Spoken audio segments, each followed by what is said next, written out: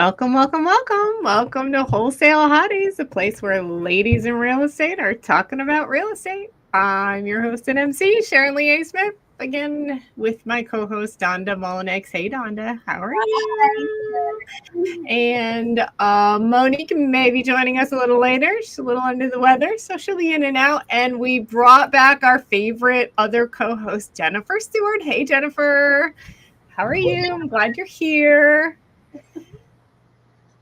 Oh my goodness, you're mute. I can't hear you. We're not. Try again. She might have to go off and come back in. Okay. Well, Jennifer, see if you can fix that. We're going to go ahead and get started. Come on back as soon as you can, because I really would love to have you in this discussion. I asked Jennifer because she's like got this crazy insight that I just love, right? Because sometimes I'll see something, but she just puts it in a different light, and it's great. I love having her on our discussions. Yeah. So we want to kind of do like a market update of what we're seeing in our world. Jennifer, can I hear you? Yay! Oh, yay! Here, hey, Donda, great idea. Go out and come back in. There you go. We're learning the hard way, but we're figuring it out. That's right. Eventually, we'll get this thing down pat. Yeah. So I just wanted to kind of just talk about what's going on in the market right now. We're seeing different changes, different, trends happening.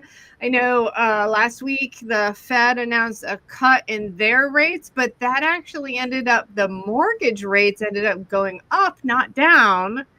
And we know that's because the federal rates more control, the shorter term things, whereas it's the bond rate that controls mortgage rates, right? And so mortgage rates still went up, not substantially, right? But it was average 6.4 and it went up to 6.44, I think it was. So not super substantial, but still that's enough for the common person, for lack of a better word, to be like, oh my gosh, mortgage rates are rising, and have more of a worry, right? And so then we start to see that pan out in buyers being more cautious, and then time on market lengthening more. So we're obviously not going to see that just yet because this is just happening now, but we might see that in the coming days. So I don't know, ladies, what are you guys seeing in your markets? What's going on in your worlds? Well, here in Phoenix area, I noticed it's kind of slowing down, but I get wholesalers and stuff that send me things, and I'm just like, God, I think your numbers are high. I just, we held on to a couple during this last year that we held them longer than we wanted to, of course. Yeah. Got them sold. One we sold creatively, another one we sold, but it's definitely slowed down. It's not like that buy it and put it on the market and stuff's going like crazy. So we've kind of stepped back from fix and flips. We're going to focus more on holding properties where they make sense. So that's our plan, and that's what we're doing right now. I don't know about Jennifer. What do you see in your area? In my particular area where I live, I'm seeing even affordable housing sit, and I'm talking sub 250. I'm an hour outside of Dallas, which isn't saying anything because Dallas is now one big megalopolis from about 30 minutes south of Dallas all the way up to Oklahoma. So I am still in a high air pollution, high traffic area, even an hour outside of Dallas. Yeah. And so we get a lot of working class folks here. When I moved here, I was very much in a working class wage. And since I was abused and beaten by the last recession, I didn't care how much money I made. I was not going to let lifestyle creep bring me into a different neighborhood as long as my neighborhood stayed crime-free. So I remained in a lower middle-class neighborhood by choice, consciously. And it allows me to travel freely, as you guys know, et cetera, because I don't have some big mortgage hanging over my head. Right. And I'm seeing properties just sit on the market at $180K, which Dallas is a very rich area, meaning it's huge economically. There's not, we typically in recessions, Dallas does well in terms of unemployment, et cetera. And so you don't tend to see as much slowdown here as you do in some other places. Like you always seem to see it in Phoenix and and Vegas, Austin, and Florida are the markets where I've seen it now in 2 different recessions. Yeah. And I have a lot of clients from coast to coast who are wholesalers, flippers, buy and hold investors. And what I'm seeing is my flippers are coming to me in tears, literally, even some of the men who are like, Jen, I've maxed out my credit card. I can't market with you anymore. I was like, I didn't realize you were putting my marketing on your credit card. I'm so sorry to hear that. He's like, I have got to have some of my flips closed. And some of the others like, Jen, I've got to have these flips closed before I can keep marketing with you. Cash is just that tight. And just for perspective, marketing with me ranges anywhere from $500 to $5,000 a month, depending on how many deals you want to do, right? Because we have our KPIs pretty locked in. Most of them are at about the 2,000, $2,500 level rate, and they're like, we can't. Which isn't crazy for a month of marketing, not at all. Not if it turns into two to three deals, depending on how long you've been doing it for and in what market, right? I mean, the cash return is pretty darn decent. But my clients who are flipping, they are almost all on pause. Yep. So you can't see it on camera, but I have like 50% gray hair in my roots from how stressful the market has been. Because of stress. Like my hairdresser's like, I can tell how stressed you are by how many, because my gray hairs actually vary based on my stress levels, which is kind of wild. This epigenetic factor in our stress, right? Yeah. And my wholesale clients are great. Yeah. Or losing hair. Now after COVID, anytime I get COVID, I tend to lose a lot of hair. And thankfully I think we're past that. But I just got over COVID a month ago, and then 2 years ago I lost 50% of my hair. So it's crazy how it affects different people different ways. Yeah. But it comes back. That's the good news. It didn't stay on. Right. So my wholesalers, they're all doing well. Yep. My wholesalers, I won't say they're exactly all killing it, but the ones who've been doing it for a long time are killing it, and they're killing it for this reason. Sharon, you can probably speak to this better than me.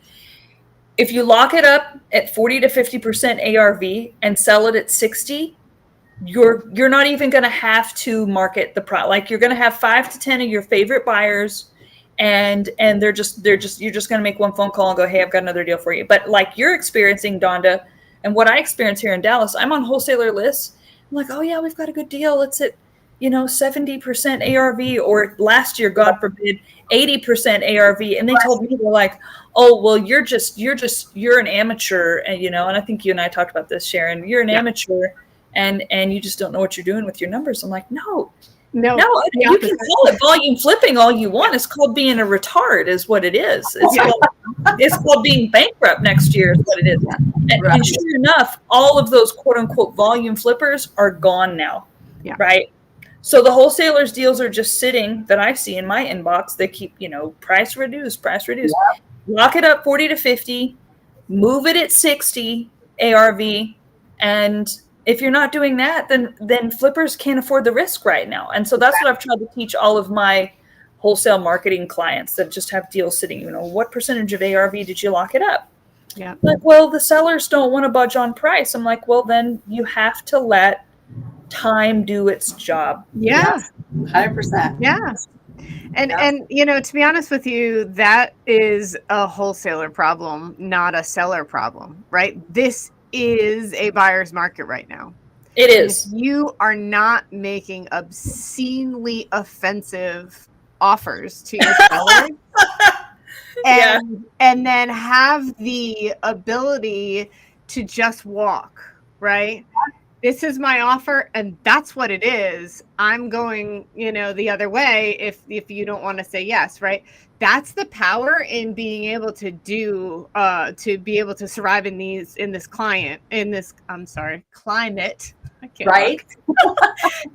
Because if you have the ability to, drop your number, this is what it is, and hold fast, hold firm, and not be shaken by the sob stories or the, well, that's not good enough, or whatever you're getting from the sellers, and understand that there is so much inventory out there. This guy might not take that offer, but that guy or that guy or that guy will. And you're absolutely right, Jennifer. This first guy will feel the pinch of time in due order, right? Time is my best negotiator. Exactly. And sadly, whenever you're an acquisitions manager, your boss does not give you the time. That's what's great about being your own operator is you can have the time. But if you don't have the time because you're in a cash crunch or because you're an acquisitions manager and they're judging you on your scorecard of how many deals you get under contract, that's another reason why these volume wholesalers have these stupid prices is because their acquisition managers are under the gun to get anything that they can. I was an AM and I had that pressure. That's not right. Like that's not effective because then the deal doesn't sell. And now you've done a disservice because now this seller has it in his head, oh, well, somebody offered me that. Somebody else is going to too. So then they're stuck on this number that isn't a valid number at all. So that's how that happens. But yeah, time is my best negotiator. And I used to get so much crap for that. Oh, well, you're not that good of a negotiator. Okay, well, then let's see you do it. Like, seriously, let's see you go in there and lock it up because it sounds like you're just browbeating us without doing it yourself. But if you do it, then I will concede that I truly need to up my negotiation skills. Right. And no one ever called me out on that. I mean, there are a lot of leads where you just have to really let time and the market do its job and you have to follow up. Right. And I think we're also seeing, I don't know about you, Jennifer or Donda, but Donda actually spoke to this, right? We're seeing these flippers where their flips are just sitting on market and some have the financial capability to pivot that into a rental. Right. But others are so far leveraged, it's beyond, they have to sell it. And like you said, the guys are coming in tears or whatever. Like it has to be sold because they've got lenders knocking on their door. The juice is running. Exactly. And at this point, they've over leveraged where, refining into a DSCR just doesn't work at all. Right. You know, and so there was a report, the National Low Income Housing Coalition said nationwide that a modest 2-bedroom rental is renting for approximately $33.63 per hour, right? If like translating a rental into dollars per hour. So like even people who are renting, if they're not making this much money, they can't afford the rentals. And so then even if the flippers are pivoting to rentals, they can't find qualified renters, tenants that can help them pay the debt service. Exactly. Yeah. So then now we've done our last one. We just got tied up in Washington State. We did a lease option with a guy, and we put out there we need $10,000 minimum down, and these were the payments and everything, and they're like, we had 2 people that actually reached out. They wanted to buy their first home and they've been saving, but they didn't have a huge down, but yet we made it affordable for them to get in. And then, so we have a game plan with them. We were just talking today. That's actually really smart, Donda. You could get higher rent by doing a lease to own. So thank you for reminding me that is a tool that people can use to increase their rents above market. Yeah. Absolutely. And that does help the bank. Yeah. And just make sure that they're like, hey, we're going to give you 3 years to do this. And do you got a lender? And if not, let me give you a couple names you can call and start figuring out what you have to do to be ready. When you are ready, you're like, okay, we did our ducks or got our ducks in a row. We did everything she said or he said to do. And now we can purchase our home. And hopefully by then the rates will be less for them. Right. But like this one we got was a sub 2 was a 6.75% interest rate. So congratulations. But it wasn't a low interest rate, but we were able to still make this deal work, which fortunately it worked great for the people in the situation that we're going to go to foreclosure if we didn't. And they walked away 0 money. So we were able to help them, and they just were like, we just want it gone, and then help a family get in there. So it was a really good feeling. And this family of 4 was in a little 2-bedroom apartment, and what the rents were, they're able to make this payment. It's not much more. So now they have a place that hopefully in a couple, 2-3 years, they'll be able to pull it through and take it and have their first home. So, that was well done. Yeah. And then you get ones with low interest rate, like our other one here. And that one brings us in like $830 a month. So, because that's great. Right. You got a 3.0% interest rate. It's with the rental market. And like you said, you get to charge a little bit more. So it does really well. So that's kind of more where we're focusing on right now. Just Leon Johnson told me to always keep the two contracts separate. So you have the rental agreement and then you have the lease to own agreement separate. That way, if it ever goes to court, they can't claim equitable interest or anything related to title on your property. And if anyone would know, it's Leon Johnson. So I'm sure you probably already do that, Donda, and I've never done it personally. So my knowledge is just textbook classroom, but I wanted to share that in case that helped anybody. Yeah, no, that's great to share that because I actually hadn't heard that. And we have a TC that we use and they do all of our stuff and make sure each state we're doing what we're doing legally and stuff. And sometimes we have to do a lease option and we can't do a sub-2 deal because of technicalities in a state or something, you know. But then we have the option to sublease it out. So, and then the one that we couldn't sell because we couldn't get it completed and we had a whole bunch of issues with it. That one we sold to another GC on a mechanization agreement. We became the people where they stepped in and he's going to keep it as a rental for his team of guys. It's got 2 properties there. So that worked out well for us. Yeah, so that's like the thing, right? We want to buy it with documents that will give us equitable interest. But we don't want to resell it with documents that give them equitable interest. Yeah, because I mean, if they don't pay, then guess what? You're stuck in court, right? Right. You want a simple eviction, not a ownership dispute. Yeah, that's a really good tip. Yeah, I like that. Yeah, absolutely. Yep. So what are we seeing, ladies? Are you following up much of the political stuff, the legislation relating to real estate? So like recently, the Road to Housing Act of 2025, also framed under the 2025 Federal Housing Bill, includes measures directly relevant to affordable housing, including raising the cap on bank public welfare investments. So that to me says like a bank can fund or invest in public housing projects to earn interest on their money. So like a REIT or whatever, not just commercial buildings or that type of thing, but public housing too. What do you think about that? Didn't you hear? I know you know Jeff Watson. He told me this week over the phone that they're gutting Section 8 such that folks can no longer sit multi-generationally on those programs. Because I told him, I was like, okay, so it sounds like with the economy where it is, and Anna Kelly made a brilliant post, but this was before she'd made that post.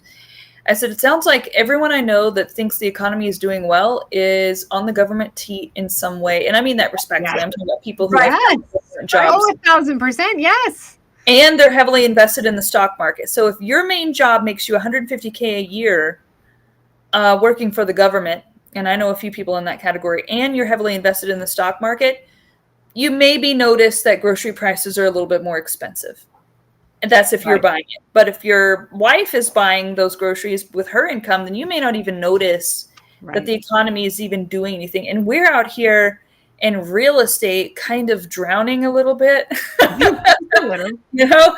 And so I told Jeff, I was like, why don't we just all get on the government teat in some way? Why don't we just all, get a bunch of rentals and Section 8 them out? And he's like, well, Jen, I can tell you, I'm not doing anything on Section 8 because they're gutting that program.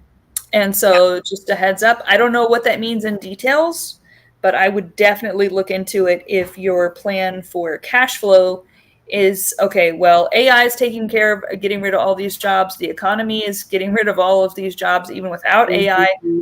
How do I make sure I have tenants that pay? Because I don't have the reserves to just sit there and pay all this debt service ad infinitum, ad nauseum, right? At some point, I need some cash flow. So be careful if your plan is Section 8. I have had more and more of my landlord clients come to me saying, hey, Jen, how do I find Section 8 tenants?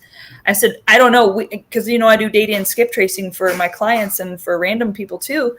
And we can pull landlord lists. Like we can pull Section 8 landlord lists, but we can't pull Section 8 tenant lists. I don't know where to find that, right? And so they're like, I need more Section 8 tenants, Jen. Can you please help me find them? And I'm like, I don't do that. I don't know. I wouldn't even know how to do that. So I don't think we can, right? Because you're talking about wait list that's sitting on some bureaucrat's desk. Yeah. Right? That's what we're talking about. Beanie Babies. How do you know like who actually gets that dole, right? You can't, it's not public data. Who the recipients are, I don't believe is public data. I wouldn't think so. That would be wild, wouldn't it? Yeah, oh my gosh. Could you imagine the lists of TANF or SNAP or Section 8? Yeah. Yeah. But Jennifer, if you You'd could be pull surprised. landlords that do have Section 8 and create a list of these guys who have an overflow, like, hey, I get people reach out to me all the time, and then refer them to these other guys. I don't know if there's a way to do that. But I think there is a site. I think there's a site for them, and people. There is. That's where we get it. We have to scrape those manually with the VAs. Same with the LLCs. Yeah. It's not like we can just pull a big list like we can for, say, absentee or vacant or, you know, equity. So a VA has to go and scrape those websites. Well, and I almost wonder, let's say, okay, so I've scraped the landlord list. Now I've got their addresses of their rentals, right? Next step in my thought process, if I'm looking for the actual tenant, not the owner, to mail to those addresses. So now you're talking direct mail marketing, not phone call marketing, right? Yeah, because they're the one who's you're sending a mailer to the tenant, you know, to the resident of blah, blah, blah.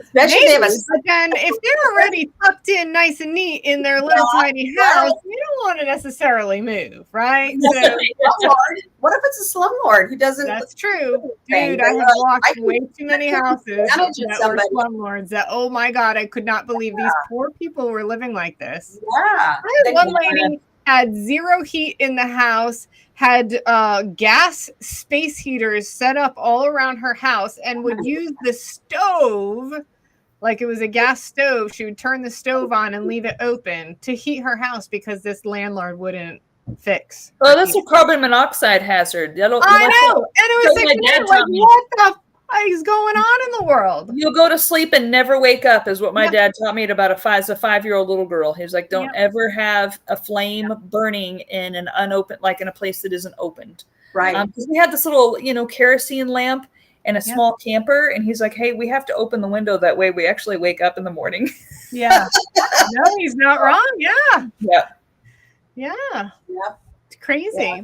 That's unfortunate, but yeah. And the other thing is, I think this co-living thing is getting more popular too, because like this one here, we're out in Surprise, and it's more rural to Phoenix area, and it has a lot like Sun City and stuff. There's a lot of more senior type of living there. Mm-hmm. So we're thinking like a Golden Girls. There's 4 bedrooms, 2 baths. It's over 2,000 square foot. It's nice and roomy. Golden Girls, that's great. These gals, like their husbands have passed and they can't maybe afford to live, or they're lonely and they don't want to live alone, but yet they're still functional, you know, and stuff. And we got a big table they could do their quilting on or whatever, you know. But we thought it doesn't need to be assisted living, just, you know, co-living for senior females, you know, or whatever. Yeah. I have not thought about a Golden Girl arrangement. Anytime I think about co-living, I think of, you know, migrant workers or maybe tech workers, young people. For some reason, anytime one of my clients is looking for co-living properties, I've never thought Golden Girl, which is far less sad in my mind than people who are young and too poor to even get a leg up even in their own apartment. Like that depresses me. Right. But the Golden Girls thought is far less depressing. It's kind of sweet and cute. I think since COVID, there's been a lot more transient people and people willing to just take their lives on the road, right? And live on a laptop, you know, because they're working remotely, they're portable, they're like digital nomads, right? And those type of people, all they need is a bedroom, right? One person, right? Why not? Like, so that's a great also co-living clientele, right? Yes. You know, those digital nomads. I don't hear much about digital nomads anymore for some reason. I know for me, maybe because I just tuned out, it lost its luster a little bit. So I was doing that for a long time and with the family. And eventually I just got a little lonely and I wanted to put roots down. Like I loved meeting people wherever I went and had good conversations. But I wonder if everyone else kind of got burnt out on it too. Because either A, it doesn't happen as much, or B, I don't see it because I'm not paying attention to it. or Facebook just isn't bringing it up in the algorithm. So what do you guys? And also, I think it was more prevalent during COVID, and then I think a lot of offices brought them back to the office. Oh, is that what it was? Yeah, I Okay. think so. Yeah. And so I think that changed that dynamic a little bit. But I do think that there were many people that, didn't want to go back to the office, and so pivoted into an entrepreneurial, running their own business. That I did see a lot of that. Yeah. And so either in my opinion, totally Sharon's opinion, no factual evidence whatsoever. My opinion would be either they have grown their business to a point where they're not busy posting on social media about traveling the world. They're focused on their business. Sure. Or their business traveling digital nomad style has failed and they have gone back to a job, 9 to 5. Oh yeah, it's really hard to do both too. I mean, it does suffer a little bit in terms of growth. Now you can maintain on the road, but it's challenging to get real growth. Yeah. Whenever you're trying to figure out the basics, what are we going to eat today? Yeah. Where are we going to stay today? And so that it did burn me out a little bit. Yeah. More the loneliness factor than it was the logistics, but the logistics was probably 50% of it. Yeah. Jim and I did that for about 1.5 years, and we had some great times. We were usually about 4 to 5 months in a location, and we were in Florida and St. George, Utah. But when we got to Illinois for a couple months out in this little area, and the weather was starting to get cool. I'm like, you know what? I think I'm ready to settle back down. This has been fun. Yeah. I want to go somewhere where I can living out of these black tubs, because I was taking my tax records in black tubs and stuff, and now I'm like getting things organized. And he's like, it makes a difference, right? That's what I'm talking about, the logistics part. It's complicated to do some of the things, boxing up and moving again. And where did I put that? Where did I put this? Yep, every time you move. Yep. Yeah. So then I'm also seeing one of the articles that I found, that chat found for me. Don't let me lie to you. That chat found about affordable housing that's happening, right, is local and municipal projects that are getting funded now. So specifically, chat pulled up this article in Austin, Texas, for instance. I'm reading here. In Austin, Texas, for instance, a recent announcement is the allocation of $46.1 million towards 8 new affordable housing developments, which will yield 728 units aimed at households earning 30 to 60% of the median income. So they're aiming for lower income people with these housing projects. And so I wonder where, what other, that's just Austin. That's just one article. I wonder what other cities are doing this, right? And for developers, it might be a good thing to look at, right? Exactly. And how do we get ahead of that curve as investors? Do we hunt down the municipality and find out what their proposals are in the next year or so, and see if we can get in on that and start looking for real estate for those type of developments? I know, a lot of cities, you'll see the long-term plan, right? The city planning or whatever. So revitalization plans in particular is what I'm thinking about. So 2008 or 9, Newport News, Virginia, did a housing and redevelopment plan, and it was a 30-year plan with different phases of, and so they've been planning different housing developments for years, right? And so 30-year plan. They plan out ahead. Exactly. And so they knew in advance where they wanted to build and what they wanted to build. And then they just looked for the contractors and developers to build it.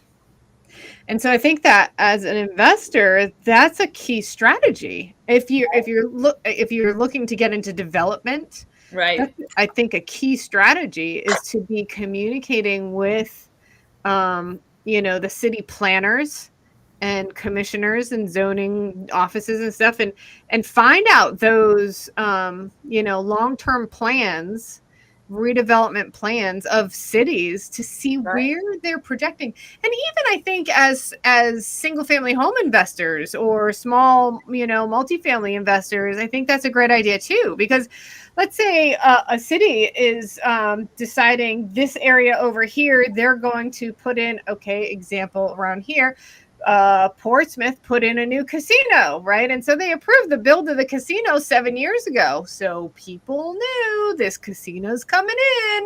And so they start buying these smaller houses around the casino to rent to workers of the casino or to rent to tourists that are coming in to do their gambling and have blow all their money and all those things, right?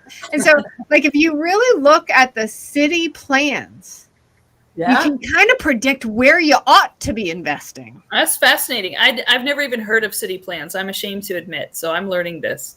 Yeah. Yeah, I heard like 30 years or so. It's a lot. Yeah. Wow. Quite a while. It depends on the city. It depends on the plan. Go ahead, Monique. Hi, Monique. How are you? I hope you're feeling Sorry, I am better. so late, guys. I was on a call with 44 acres in Florida that we have a team looking to buy this acreage, and it's amazing. So anyways, back to you. Pardon? I said that's great. Oh, yeah, it was a really exciting call. So I totally lost track of time. And I looked at my time and went, oh, my gosh, I can't believe the time went so fast. I hope so. I knew you would, though. I know you guys. You're amazing.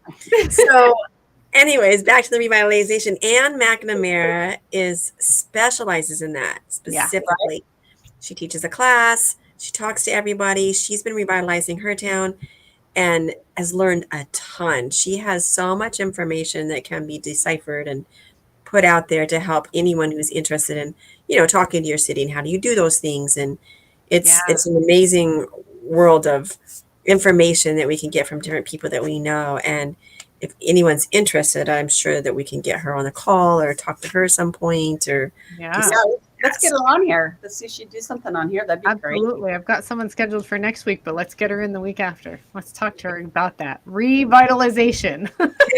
Because I think it's necessary. There's a lot of empty buildings that you're like could totally be revitalized to be exactly housing. Dude, I just drive right up and down the main street, like a mile and a half from my house, and there's got to be 7 or 8 motels that are just completely run down and shut down and sitting empty.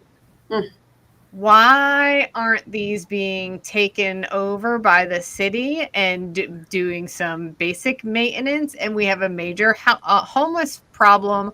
Put these homeless people in here. Right now it's not a whole apartment, but it's a hotel room. Right now you're housing people, giving them some dignity rather than, in shelters that may be crowding them all together. You know what I mean? I think that in California, they have something called a receivership that does that. And a receivership can get insurance, but individuals cannot. And so out there, it's very much a communist system where all of a sudden, it's like the only way you can get insurance is if you are set up as a receivership. And I looked into how do I become a receivership, and you have to prove that you're able to flip for the public good, and you basically have to be in the back pocket of some local judges, et cetera, is what it looked like. So that being said, California is doing this. Rooms that those people are in. I know. Well, I'm not even sure I want to do that because I noticed the more power you get, government, the more likely you are to go to jail if you don't kiss the right rear end. And so I'm really all about power and from the capitalist system where I can still be a free and private person. Yeah. Because look at Trump, love him or hate him. Have you ever seen a president more put on the spot for going to jail? Like, if it was me, I'd rather just be a billionaire and not be bothered personally. Yeah, no, I'm with you on that. For sure. So I don't point, Jennifer. Yeah, I don't want to climb the government ladder because they always use jail. Like that's always what's thrown against you if you don't kiss the right rear end. So I'm good on that, but I did look at it and I was like, oh, so that's how you do it. So there are places, Sharon, where they do the only people flipping are receiverships because there's no way to get insurance Otherwise, you can't get builder's insurance out there. You can't get a lot of it. You can't. NREG won't touch it if you want to do an Airbnb. And so I think people are secretly, shamefully operating without insurance. Because a lady there, a pastor's like, well, let me get you connected with this guy who's a big Airbnb owner out there. I texted him, I called him, and he'll send me good morning memes, but he will not talk to me about insurance. That was the whole point of me reaching out. And I said to her, I was like, I read in between the lines, okay? Because you know I do acquisitions over the phone for like the last 10 years. My job's to read between the lines and what people don't say. Right. And what he's not saying between the lines is that he's probably operating without insurance. And if I were him, I wouldn't want anyone to know that either. Yeah. Right? Yeah. Yeah, for sure. We had one in Portland, Oregon, and we had to they wanted a $6,000. It was great. It was really doing good, making good money. Then all of a sudden there's Airbnb. They're like, what's going on? And they like, oh, now we want a $6,000 licensing fee we're like $6,000. We're not a freaking hotel. We're a single family home. And then you have to live there so many days out of the year. And then it was like, I had to get a parking evaluation for parking, and we're like, we're one of the few houses that has a driveway. Everybody else parks on the street here. I mean, it was just like insane. All these permits they give up. They give up on the capitalist system. They're like, you know what? But if you join the government grift out there, then it's like greased lightning. They make it so easy for you. So they make it interminably impossible to run any kind of capitalist anything out there, even more so in California than in Oregon. Because at least in properties in Oregon, I could get insurance whenever I looked. But in California, you literally couldn't even get a line of insurance, no matter how much money you were willing to pay. So it was crazy. You'd have to imagine now Florida's into a family there that has ties to somebody. Basically, yeah. Phew. Well, you brought up Portland with all the stuff going on in Portland. Oh yeah. That's why we sold and left. Jim was like, I can't deal with this Antifa. I can't deal with them blocking the streets. I'm trying to get to my job site. I don't know what homeless camp's going to show up on this property that I'm working on. You know, it was just, it's gotten bad, but they're trying to make it sound like, Trump's just delusional or something. No, he's not. Even when we go down there, like the summer, and we have family where we have to land in Portland, and then we drive to the locations from there. But it's like, oh God, it's so disgusting. We're just like, hurry up and get out of here and let's go where we need to go, because it's really gotten bad. And it's a shame, because it's like the most beautiful place in the world too. Oh, it's beautiful. We used to love it because we could drive to the ocean for dinner and come home. It was only it was just like, it was amazing. But I told my husband, we're not elk. We can't just go live in the forest. Unfortunately, we're human, and we have to live around only, right? And the society there is total crap for the sake of not using a cuss word. It's like, no, I can't just live in the bushes or in the trees in the forest. I have to be in society, and the society there is pretty terrible in my experience. So good people, but they're up against an impossible system. Yep. Yeah. That's what it basically comes down to. Yep. They don't care about the people living there. So they do not at all. They try. It's like they oppress you, and they find the most righteous grifts, like, oh, well, we're doing it for the homeless, or we're doing it for the owls. We're doing it for the they were, though, right? If they were, that would solve so many problems, but we know that they're not. Well, I can give you a perfect example why we live there. There was a brand new prison built. The city sat there empty. A gentleman went and paid, I don't know how many millions for this prison, beautiful building, said, I'm going to donate it back to you guys to create these rooms for the homeless. No, you know what they spent their money on? Where people were homeless and it rains there so much, they were under the viaducts and stuff trying to get out of the bad weather. Right. They spent and put boulders in there, spent millions of dollars on boulders so they couldn't camp under there. And they're out of sight. And they put up all this metal railing, like that was like inches, so they couldn't get out of the weather. It's like, you spent millions, probably billions of dollars going around doing this versus converting this brand new. The reality is, if they were smart, right, they could create programs where you can house these people and put them to work in exchange for their housing. And now you have production. right? But we don't do that anymore, right? We moved all the manufacturing to China. We moved all the things everywhere else, right? And so then what do? Yeah, because within that system, they could have had like an area for a daycare. So there's single families. Some of the moms would go to work, and then you'd have some that would work there and take care of the kids. And as Elon Musk says, capital is actually a poor measure of the economy. The constricting variable is labor. Yeah. Right. 100%. It's like, so if we can move labor, right? If we can bring labor out in a way that makes us more productive, because as you guys probably know, right now, our debt greatly exceeds our GDP. And typically that predicts whenever societies fall. And also the oppression that's going on in some of those, Western states and New York, that doesn't last if you look historically. So if you have a historical perspective anywhere where the people are oppressed and the goods and services are not able to meet the demand for those goods and services, that's where you end up with mafias. That's where you end up with banana republics. That's where you end up with these huge divides between the have and have-nots. But a mafia would be a good thing. At least it's structured. I'm serious. It's structured. It's controlled. The people are taken care of. Yes, there's an elitist system, but it's not total chaos and it's not outright war. It's not a power vacuum. But yeah, exactly. in like Italy, mafias became Rhode Island. We were mostly mafia. It's where the demand can't meet the supply, or the supply can't meet the demand. That's where the mafia steps in Italy. It could have just started out as bread, right? It's like, well, the socialist system makes so we can't get these needs met. Mafia steps in. But then, of course, here in the United States, it was so historically capitalist. The only thing the mafia could really move was drugs, women, right? And all those things that were illegal. But mafia started out as I understand, as not trying to do anything like vice related. It was just trying to make sure people's needs were met. Right? Mm-hmm. Exactly. Yeah. Yep. Part of the unions and all that. Yep. Yep. Same idea. Right. So they're not necessarily all bad.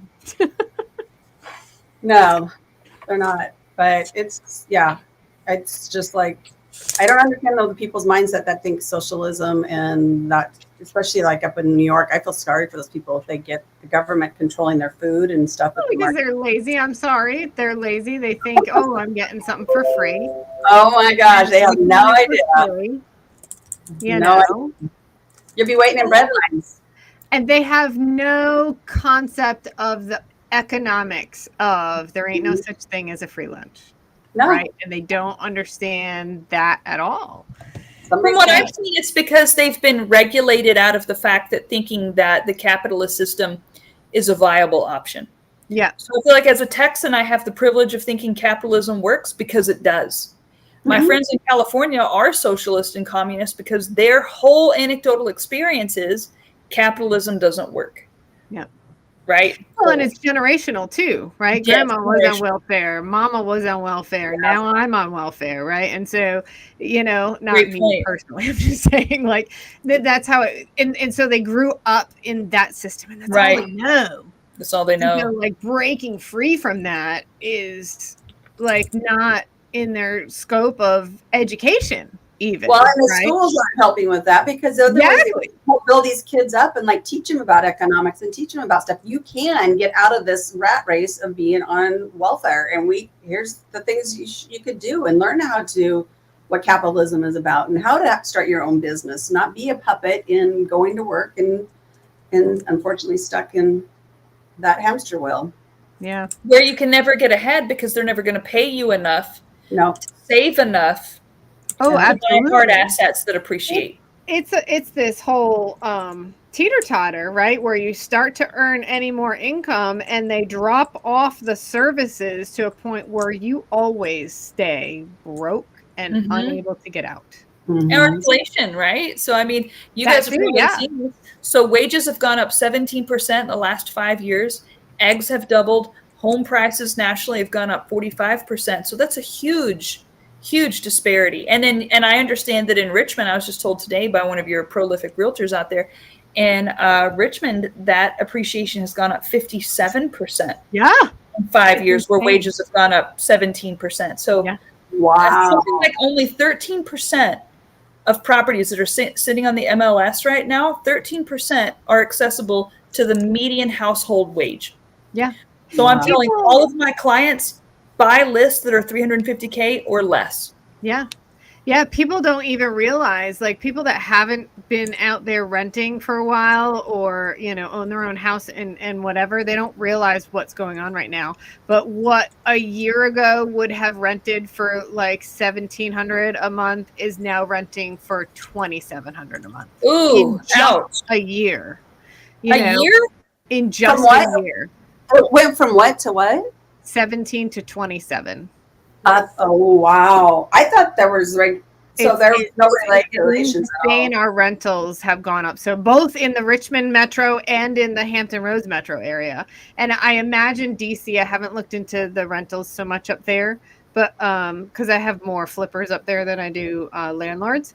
But in those two markets, the rents have just skyrocketed.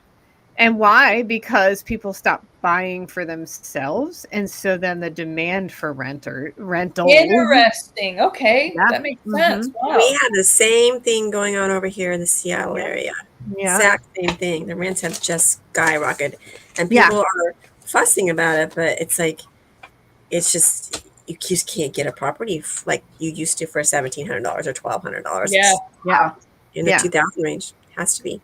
But Yeah. the investors can't buy them without them making sense to be able to rent them out at these prices. Exactly. So it's just unfortunate that, like you said, Jennifer, the wages are not close to keeping up with the inflation. And Right. It's like that article I was talking about at the beginning. At 30, so a person has to make $33.36 per hour to be able to afford a standard 2-bed, 1-bath home. You know, 1,200 And that square doesn't foot include small groceries, house. electricity. My electricity Exactly. bill in here in Texas, because we have extreme weather, is like $300 a month. Yeah. On average, grocery bill is $1,600 a month. Car notes $1,000. I'm looking at $7K a month just to stay alive for people. That's And- I mean, And yeah.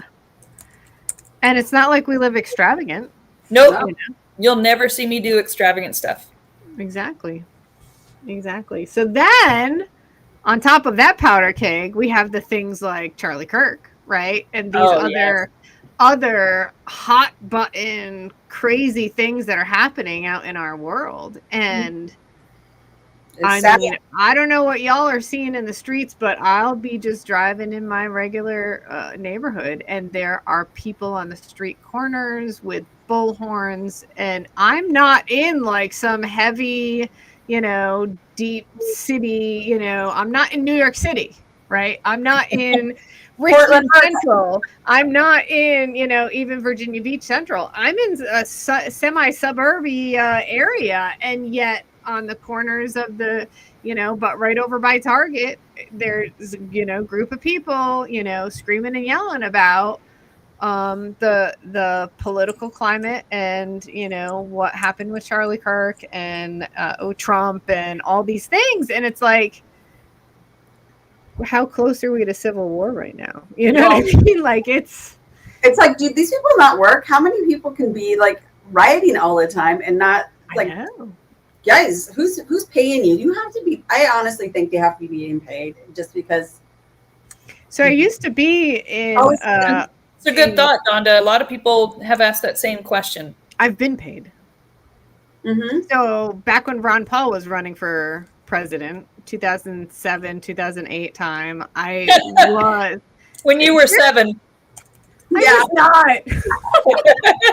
2007, 2008, when he was running, I was involved in a lot of politics, and we would get paid to do exactly that, be standing on the street corner with bullhorns and signs. Yeah. And I mean, back then we were making $10-12 an hour to stand there and just make noise, essentially. And so you're not wrong, Donda. I wonder where, you know, who's funding, you know, these people, and how many of them are funded versus just angry and want their voice heard. Yeah. I know when I was in Oregon, I just looked at Craigslist and I know we don't use that hardly at all anymore, but this was, gosh, when COVID, right before COVID hit or right after. And I'm like, I'm just going to look in there and see what there is for work. And I was bored. I was wanting to get out and do something, but, and there was $700 a week to go protest. And See? I reached out. I'm like, $700 a week to go protest. I'm sure they didn't have W-2s they had to fill out. Yeah, 1099s at most, but I doubt it. I doubt anyone wants that on their books. Yep, I think so too. Yeah, right. So I was like, I reached out, and of course they probably went and looked at my Facebook profile. I'm like, oh yeah, we're not getting her because she's definitely not one of the people we want protesting. Funny. But I wanted to go and kind of check it out and see what they were saying, and kind of. Yeah. I should have closed it just to be like a little spy. It'd been interesting. Brave. Yeah, but yeah, that's all right. I started working back in the dental office for a while. I always thought it was nut jobs who were doing that stuff. I didn't really think about it being paid. I mean, Daryl talks about that and George Soros and all this stuff. But, when you've been together for 24 years, kind of in one ear, not the other, a lot of times I'm guilty of that. And I'm like, yeah, whatever. And then if someone like Ashley Cash will tell me the same thing, and I'm like, hey, Daryl says, she's like, you need to listen to him. He's telling the truth. I don't have time to listen to these conspiracy theories. I have to pay the bills, I got to make money. Oh yeah, get down one of those holes and you have a hard time getting back out. And some people, it's like they just post stuff all the time, and you're like, I come across stuff and I'll post it just to share. It's like, people just be aware, and just think. But I have one guy who just constantly is attacking and sending me stuff, and I'm like, dude, do you not work? I don't even know. Yeah, I don't think he does. I think he lives off the system. Like Jim's cousin we had issues with him too. And it's like, you've been living off the system since you were like 40. And of course you don't want things to change. You don't want somebody to make you like actually have to go and get a job because you're very capable of working. But I feel like the answer is to buy deep and sell cheap. Yeah. That's it. That's it. That's going to help people have an ability to purchase a home. It's going to help your business. And so I feel like for us, we're targeting lists where people are more likely to be motivated. We're no longer targeting high equity lists because that's too many people. It used to just correlate with elderly a lot. But now a lot of people who don't really need to sell or want to sell because of the higher interest rate. So we're looking for more like high equity plus vacant, high equity plus code violations, high equity plus tax liens, high equity plus tired landlord, right? And so by kind of trying to find people, and some people like pre-foreclosure, divorce, and all that. I don't like those just personally. It's not my flavor. Other people love it. And so by targeting people who are more likely to be more motivated to sell at a discount, buying deeper and putting it on the market in a way that is affordable for the median, annual income, then you can keep your business operating on volume. Yeah. Right? And that's the solution, I think, for those of us who are operators. I think that's a great idea too, Jen. And I think that you don't have to like go in and do like this extravagant high-end flip on it. I think you just make it where it's livable, so you can like move it at a lower cost, and then people can afford these homes. Yeah, that's our strategy. I mean, I've been off work for almost 3 months until about a week ago, and I came back and I was like, I'm not in Kansas anymore. Yeah, it's changed now. What happened? Oh my gosh. So it's been wild trying to help my clients and help myself, because it's all of a sudden I feel like our market movement is at 0 Kelvin. 0 Kelvin in science is where molecules don't move at all. It's completely hypothetical, right? It's like they haven't even found it in the universe. And I feel like our market in general feels like it's at 0 Kelvin and nothing's moving. And like, how do we get it moving? Well, we have to sell at a price that people can afford. And that's the solution. Yeah. I think you nailed it. It's And I think also just looking at how events like that will change how people want to migrate, right? And so, people are driven by fear often, right? And so if events, if rioting and protests and all these events happen primarily around colleges or in college towns, Maybe your suburbia people, your mom, dad, wife, two kids, what husband, wife, two kids want to be moving away from those areas where it's safer. Yeah. Right? Or when you are flipping a house, installing things like security measures that maybe, are just the added touch of luxury that might make your house sell faster than the one next door. Yeah. Because it comes preloaded with cameras and you know what I mean? All the things. That's a really intelligent point, Sharon. Yeah, it is. And so people want to feel safe in their home. Mm-hmm. And so why not, instead of the highest end luxury refrigerator, do a mid-grade fridge and I really like that cameras. thought. Yeah. Do you guys remember the No Kings protests a couple of months back? Yeah. We live in a very affluent, we're just north of a very, very affluent suburb. And I would say the median annual income probably in that suburb, it was $80K back in 2013. I don't know where it is now, but let's say it's likely, $150K median annual income. So it's highfalutin by median annual income standards. And if you have to take a shot every time I've said that in this post, you'd be alcohol poisoning right now. But it was full of protesters for the No Kings. And we're talking high income. And they're just filling up the highway, the main highway 75. And it's in anyone local here, if they're watching, it's the town of McKinney, which is where I went to high school. I mean, I live 30 minutes north of there now, but it was a very planned, gated neighborhoods, golf course. You think, oh, well, you must have grown up so privileged. Well, I moved in with my dad when I was 14. I grew up really, really poor with my mom, but I moved in with my dad because he moved back to Texas while my mom was bearing the brunt and burden of raising kids in the system on welfare. My dad, God bless him, was off building his career and had accumulated a nice job that he'd built up. So he came back to Texas, and I moved in with my dad from being the poor girl who had to use the hose outside to bathe herself to now all of a sudden I'm in the nice gated community. So it was a huge culture shift for me, right? And so that's the kind of neighborhood we're talking about, like the type that you don't even see in most states. But I do see them in the Phoenix area. And like Daryl's parents, he lives I think they live in Goodyear, and I see kind of more of those planned community type things. And so we're talking about a community that has a lot of wealth, and even they had a ton of No Kings protesting. And I wonder if people were paid to do that, Sharon, because I don't see the regular people in their golfing loafers and the Botoxed ladies getting out and doing that themselves, right? Right. Mm-hmm. I agree. Yeah. Well, this has been a very interesting discussion. It has been. Now we solve world problems. That's right. Buy low, sell low. That's right. The housing crisis and all the economic problems right here on Wholesale Hotties. Yeah. Oh dear. Next week we have a wonderful guest we're excited about, and I think that's a great idea to reach out to Ann McNamara about revitalization, and let's get her on and talk about that in the near future. Jen, we'd love to have you back.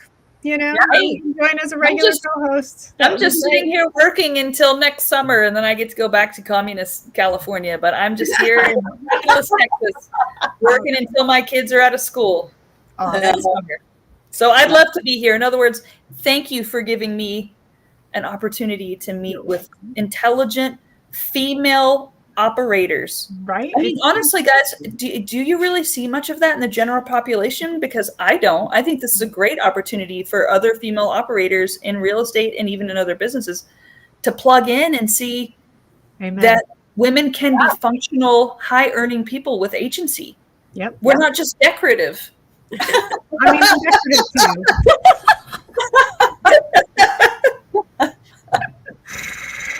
Well, thank you so much for coming on. I agree with you, Jennifer. Have a good night, ladies. We will see you soon. And good night, audience. Bye. Good night. Bye.